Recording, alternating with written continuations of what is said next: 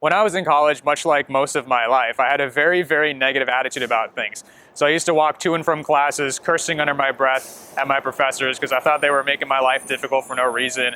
And I would complain about my roommates because they were annoying to live with and they'd wake me up in the middle of the night and all that stuff. And I just generally hated the college lifestyle, the fact that I had so little control over anything and that everything was pretty much being dictated to me.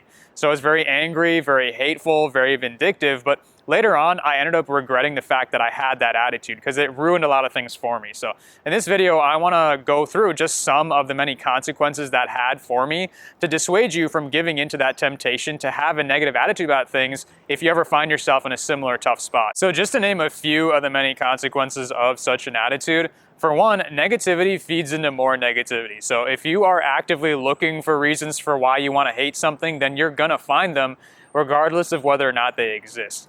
But also, it just makes you a very unpleasant person to be around. No one's going to want to invite you out or hang out with you, and they certainly didn't want to do that with me if you're just going to be a Debbie Downer and complain about stuff all the time.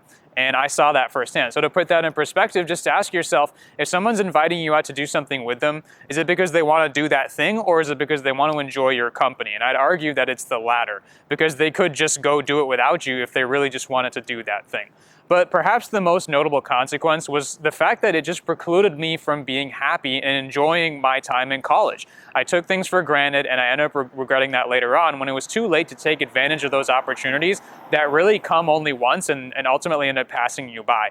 You're never again going to have an experience like college or high school or something like that where you're surrounded by the same people every day and you can get to know them easily and naturally, and you can just kind of enjoy this part of your life that's never going to happen again. And so that's why having a positive attitude is so important. And really the way to have a positive attitude is to put conscious effort into recognizing the redeeming traits and qualities of whatever experience you're having so that you appreciate them more and you enjoy them more. So instead of just complaining about things, in my case, instead of looking at it as, oh my gosh, I hate my roommates because I'm stuck with them and they're so annoying, instead I should have looked at it as, look, you're never again gonna live with somebody and be able to say that you did that. To be able to say that you were somebody else's roommate and that you lived with them in college is a very special experience to be able to bond over. And so you need to cherish that and forge a healthier relationship with your roommates.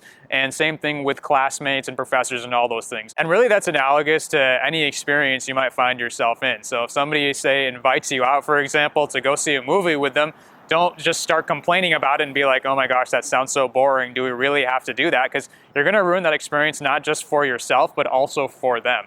Instead, appreciate it. Look at the bright side of it. You get to get out of the house and hang out with your friend and have a great time. And if you do that, then the experience is just going to be that much better. So again, to summarize, having a negative attitude really doesn't accomplish anything. It just makes you and the people around you more miserable, and it ruins whatever experience you're having. So instead, channel that energy towards recognizing the positive. Appreciate what you do have so that you don't end up taking it for granted. You're just generally more happy, and you don't make the same mistake that I did, which is missing out on them and then only realizing what value these things had when it's too late.